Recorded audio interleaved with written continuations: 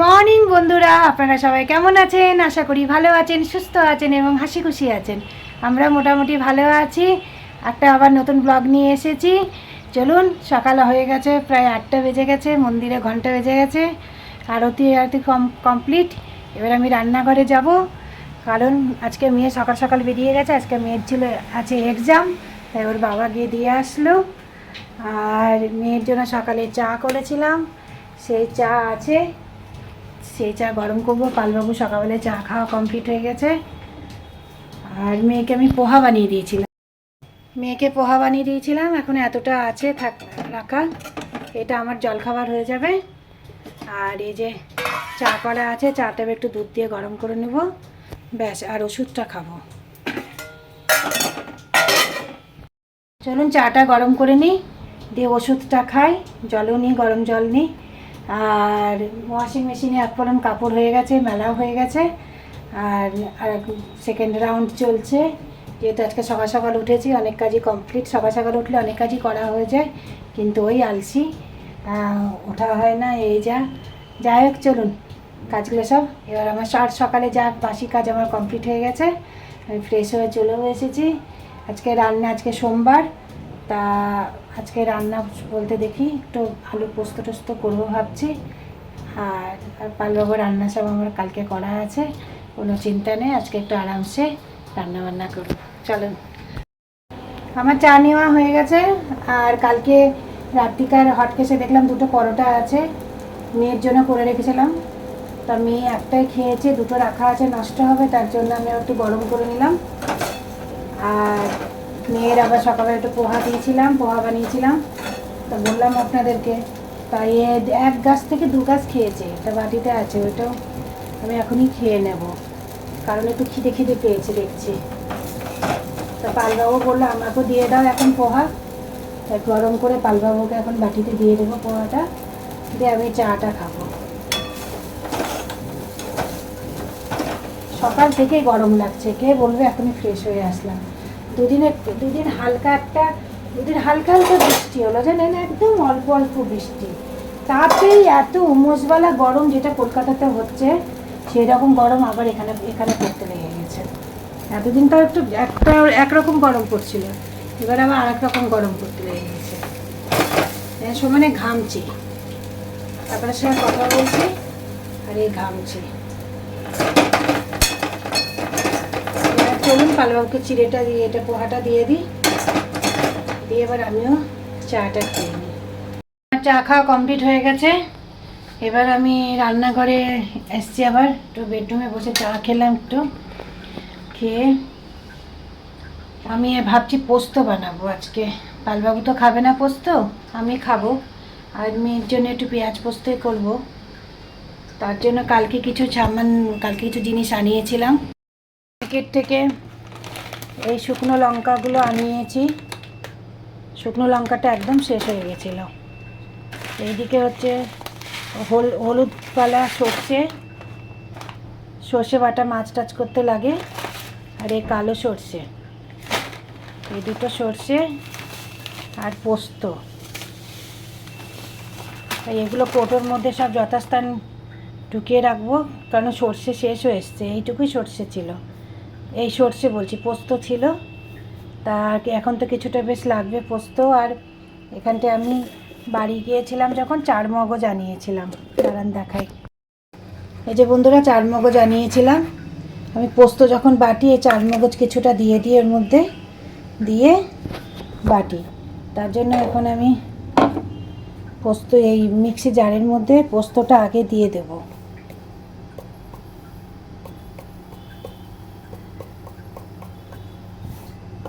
দেখুন বেশ কোয়ান্টিটিতে দিয়ে দিলাম, কারণ পেঁয়াজ পোস্ত করবো তো মেয়ের জন্য, সেই জন্য এইটুকু পোস্ত লাগবে। আর এই 4 মগজটা আগে, পোস্তটা একবার শুকনো মিক্সিতে ঘুরিয়ে নেব, নাহলে ভালো করে না পাউডার হয় না, পেস্ট হয় না। আমি আগে মিক্সিতে এটা আগে ঘুরিয়ে নিই পোস্তটা, তাহলে কি ভালো পেস্ট হয়।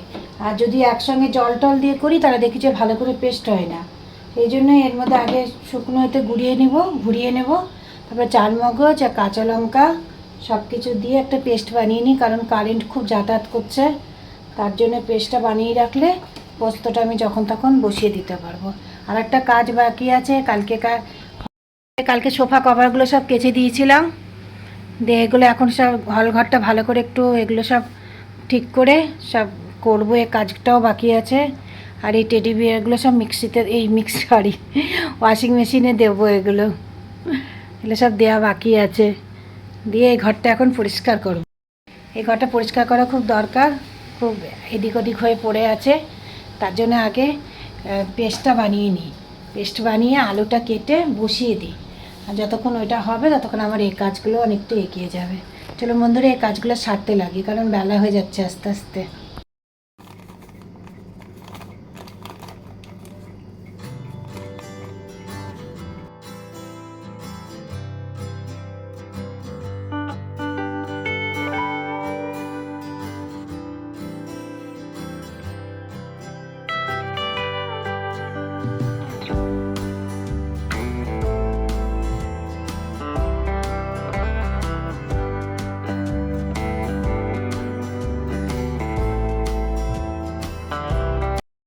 আলু পোস্ত বসিয়ে দিয়েছি প্রায় শেষের দিকে। এই দেখুন, আলু একটু সেদ্ধ হলে, একটু ঝোলটা কমে গেলে নামিয়ে দেব। উপরে একটু সর্ষের তেল দিয়ে দেব, ব্যাস। আমার জন্য ডাল করলাম না, কালকে ডাল মাছ সব আছে করা, ওই পালবাবুর হয়ে যাবে। আর মেয়ের জন্য পেঁয়াজ পোস্ত করবো, কলেজ থেকে কটার সময় আসবে কি জানি। আলু পোস্তটা মোটামুটি হয়ে এসছে, একটু ঢাকা দিয়ে রাখি। আলুটা সেদ্ধ হয়ে গেলেই গ্যাস বন্ধ করে দেবো, উপরে সর্ষের তেলটা দিয়ে দেবো। আর কিছু রান্না করবো না, মেয়ের জন্য একটু পেঁয়াজ পোস্ত করে নেবো, ব্যাস। কালকেকার রান্না প্রচুর আছে। কালকে মাছের মাথা দিয়ে আপনার লাউয়ের তরকারি করেছিলাম, আর করেছিলাম মাছের ঝোল আছে, মাছ আছে, তারপরে হচ্ছে ডাল আছে, ওতে পালবাবুর হয়ে যাবে। আমার রান্নাটা করে একটু আলাদা করে সাইডে সরিয়ে রাখবো, দিয়ে তারপরে খাবারগুলো সব বের করবো। ততক্ষণ চলুন বাইরেকার ঘরটা একটু ঠিক করি কারণ বাইরেকার ঘরটা ঠিক করা খুব দরকার। আর দেখছেন লাইট চলে গেছে, ভাগ্যিস পোস্তটা পেস্ট করে নিয়েছিলাম। ফ্যান ছাড়া না এক মুহূর্ত থাকা যাচ্ছে না, মানে কেমন যেন একটা ভ্যাপসা গরম ধরেছে। বৃষ্টিও হবে না আমি জানি, এই লাইট আসলে আবার খুব লাইটে ডিস্টার্বও করছে আজকাল।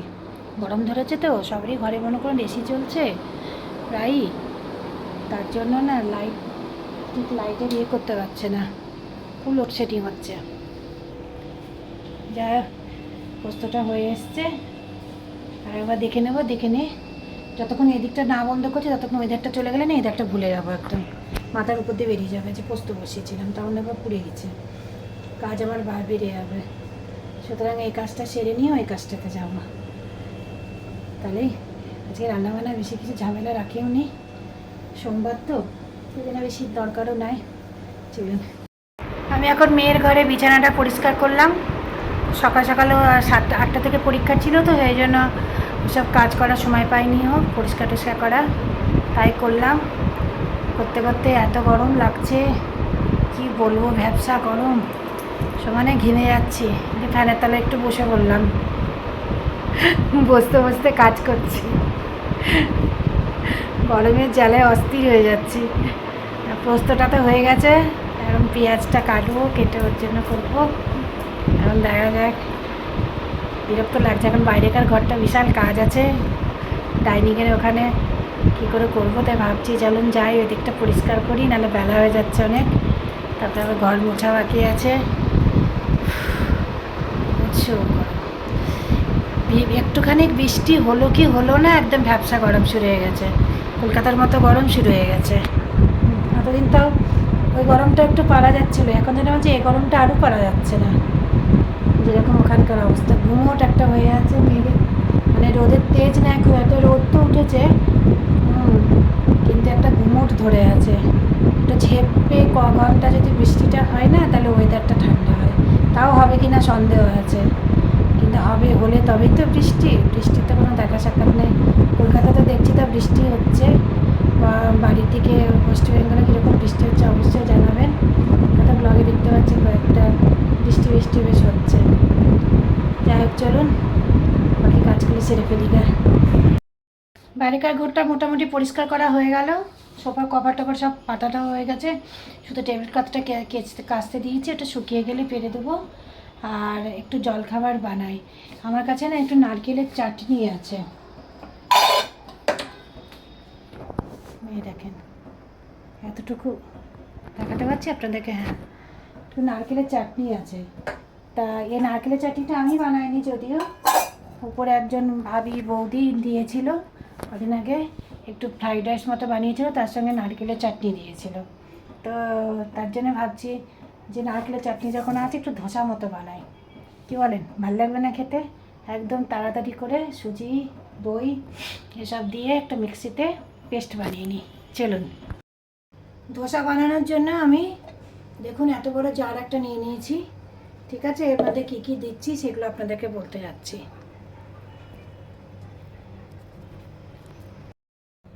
এর মধ্যে আমি 2টো কাঁচা লঙ্কা, কারি পাতা, সুজি, দই আর বেসন দিলাম। দিয়ে এবার একটুর মধ্যে জল দেব।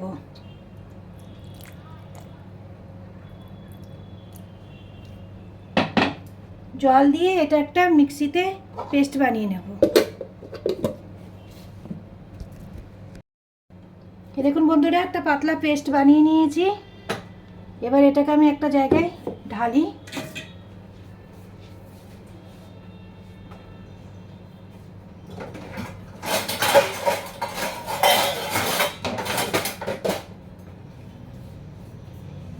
এই বাটিটার মধ্যে ঢালছি।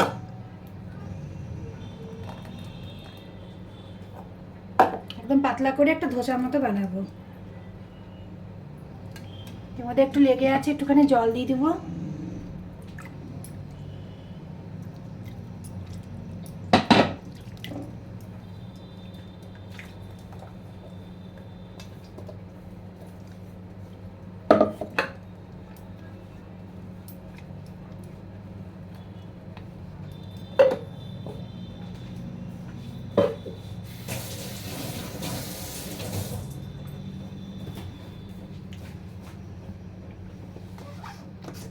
দিয়ে এর মধ্যে আমি একটু চালের গুঁড়ো দিচ্ছি।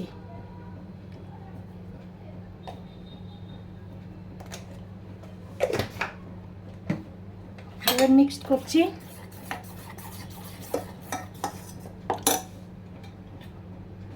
একটু লবণ দেব।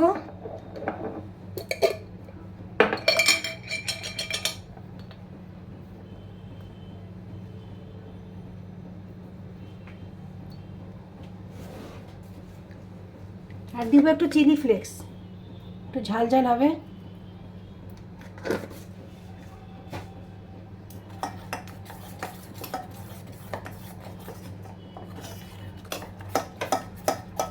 চলুন এটা ধোসার মতো বানিয়ে নিই।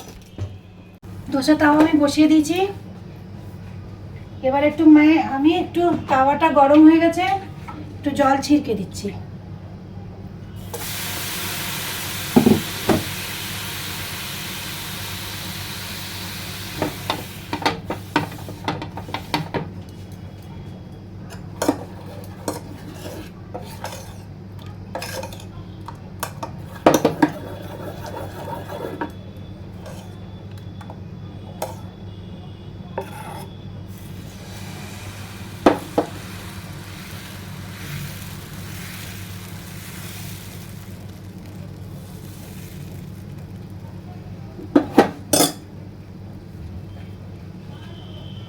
এবার গ্যাসের দমটা একটু বাড়িয়ে দিলাম।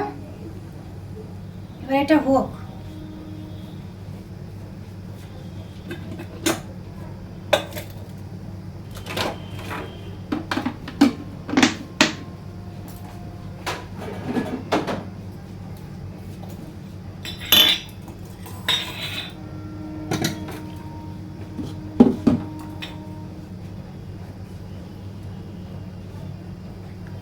এই সময়টা আমি একটু উপর থেকে তেল দিয়ে দেব।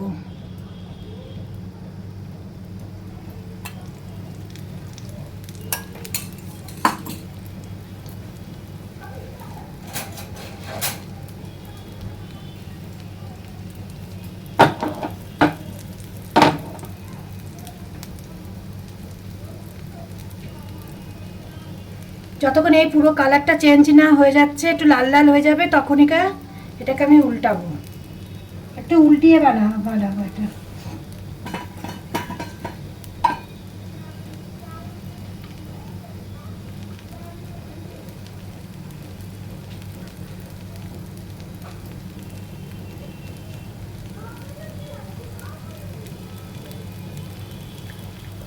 এই যে কালারটা দেখছেন চেঞ্জ হয়ে এসছে। একটু তাওয়াটাকে একটু চারিধারে একটু ইয়ে করে দিই যাতে সব দিকে হয়।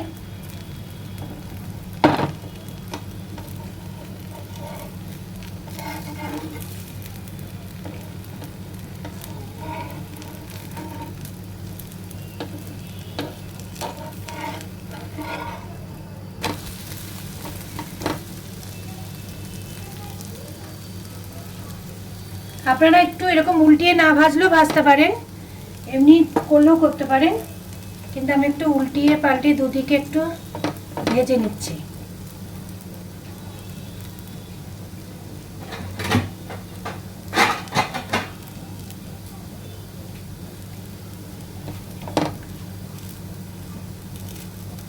হয়ে গেছে, এবার আমি তুলে ফেলছি। দেখুন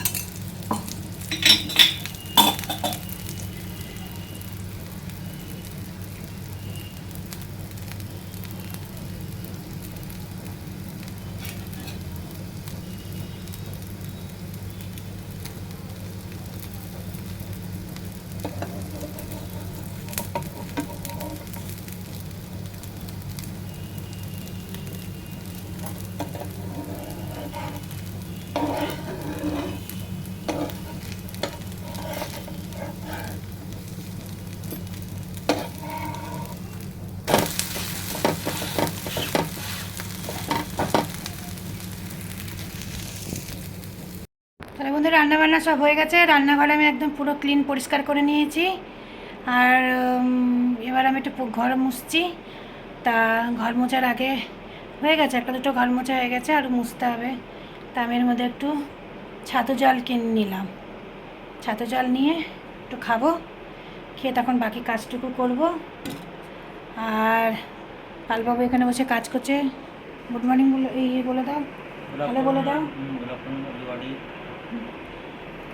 হয়ে গেল কথা বলা আপনাদের সঙ্গে। যাই হোক, চলুন রে, ভাত গ্যাসটা সব পরিষ্কার করে রান্নাঘর ক্লিন করে নিলাম, করে নিয়ে এবার বাকি কাজটা করব। চলুন জলটাকে খেয়ে নিই, ছাতু জলটা। এনার্জি লস লাগছে, এত গরম পড়ছে না কি বলবো, অসম্ভব। পুরো সমানে ঘেমে যাচ্ছি, জামা কাপড় সব ভিজে যাচ্ছে গরমে ঘামেতে। চলুন জলটা খেয়ে নেওয়া যাক। আর পালবাবুও বললো চা খাবো। যেই বললাম চা করো, সঙ্গে সঙ্গে তুমি কিন্তু চা খাবে না। কতদিন বিকালবেলায় চা খেতে দেয়নি জানেন আমাকে। আজকে একটু খাবো, একটু একটু খাচ্ছি। হ্যাঁ আজকে চা একটু, বেশি খাবো না।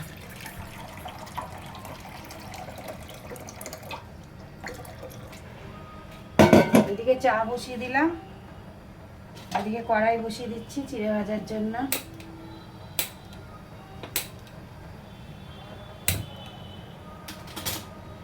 চলুন করে নিই। হ্যাঁ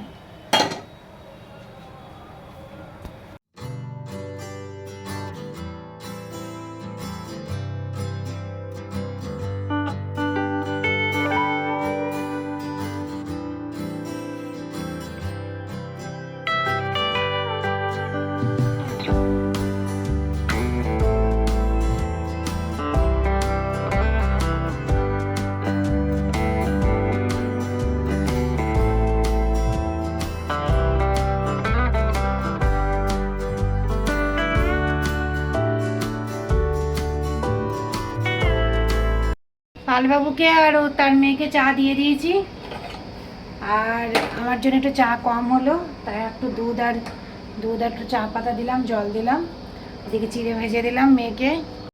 বন্ধুরা, চিড়ে ভাজা হয়ে গেছে। এটা রেসিপিটা অনেকবার আপনাদেরকে দেখেছি, যাই জন্য আজকে আর দেখালাম না। মেয়েকে বললাম আমি এমনি চিড়ে ভাজা করে দিচ্ছি, তা তার পছন্দ হলো না, বললো না আমাকে এরকম করেই করে দাও। এরকম করে দিলাম। এটা তেলও কম লাগে আর ঝরঝরেও হয় বেশ। আর তেল চিটে যেটা তেল লেগে রাখে ওইটা থাকে না, তাই ওর জন্য চিড়ে ভাজা আর চা দিয়ে দিলাম। দিয়ে এবার তুলছি।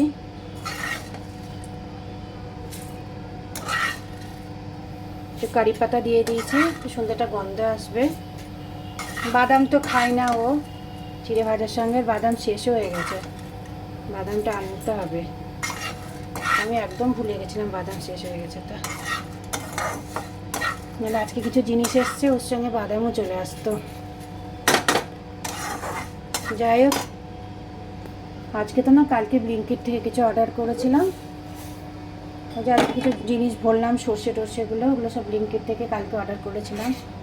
যাই হোক, মেয়েকে চা চিড়ে ভাজা দিয়ে দিলাম। চলুন দিয়ে আসি ওকে।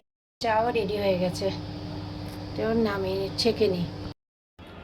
আমি সব কাপড় সব কাচা ছিল, কেচে সব রাখা ছিল, সেগুলো ভাজ টাজ করলাম বন্ধুরা। সেই জন্য এবার রান্নাঘরে আসছি।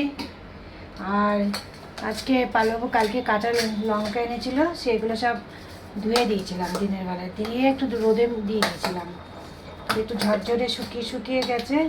এই দেখুন সব ডান্ডা ছাড়িয়ে দিয়েছি, এই দেখুন, দেখছেন। দিয়ে এবার এর মধ্যে কোটোর মধ্যে রেখে দিলাম। তবে কাঁচা লঙ্কা অনেকটা পরিমাণেই আছে, তবে আমি ভাবছি কিছু কাঁচা লঙ্কা কালকে আমি একটু পেস্ট বানিয়ে নেব, তাহলে খারাপ হবে না, অনেক সময় খারাপ হয়ে যায়। তবে এর মধ্যে এরকম করে রাখলে কাঁচা লঙ্কা অনেক দিনই ভালো থাকে, আপনাদেরকে এর আগেও বলেছিলাম। খারাপ তো মোটামুটি হয় না, অনেক দিনই চলে। যাই হোক, বাসনও কিছু পড়ে আছে, সেগুলো তুলবো। ভাতটাগুলো দেখি, ফ্রিজে খাবার আছে, ওগুলো এখনো বের করিনি, ওগুলো করবো। পালবাবুর খিদেও পেয়েছে, বিকালে তো সে কিছু খায়নি, আমি তো একটু চিড়ে ভাজা খেলাম, মেয়েকেও করে দিলাম, মেয়েও খেলো, আমিও খেয়েছি একটু। দুপুরবেলায় ভাত একটু কমই খেয়েছিলাম, তো খিদে পেয়ে গেছে। দিয়ে চলুন এগুলো সব বের করি ফ্রিজ থেকে, খাবার টাবারগুলো বের করে তারপরে গরম করব। তার সাথে সাথে বাসনগুলো, গ্যাসটা একটু মুছে টুছে বাসনগুলোও তুলে নিই। প্রচণ্ড পরিমাণে গরম লাগছে, ভ্যাপসা গরম যেটা বলে ওইটা, আরও যেন মনে হচ্ছে বিরক্ত লাগছে। যাই হোক, কিছু করার নাই, চলুন এই কাজগুলো সেরে ফেলি। তাহলে বন্ধুরা, আমার পালবাবুকে খাওয়া দাওয়া দিয়ে দিয়েছি, এই যে খাচ্ছে। দেখে একবার তাকে নাও একবার, কেমন হচ্ছে মাছ ভাত খাওয়া? ভালো। পালবাবু খুব খুশি, মা চলে তার আর কিচ্ছু চাই না। যাক, মাছ ভাত খাচ্ছে সে।